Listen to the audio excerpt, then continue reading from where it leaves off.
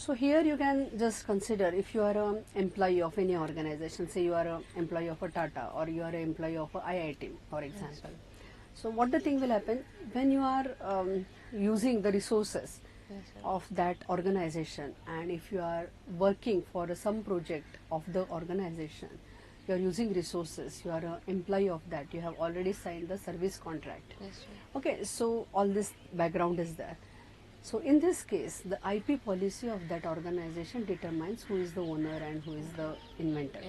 So I will just clarify here two things. Assignee is there and inventor is there. Who gets the right? Assignee gets the right, or applicant gets the right. So suppose IIT is there and some employee develops something, then assignee is the IIT. So owner will be the IIT. Or Tata company, if you, for example, we will take, owner will be Tata. You will be as an inventor. So according to the policy of the organization, you will get the share. So it may be a share in the whatever the royalty you will get from that invention. You can get some share out of that, or there will be some appreciation. So company may appreciate you and then they may felicitate you. They may give you promotions. So it depends on the policy of the organization.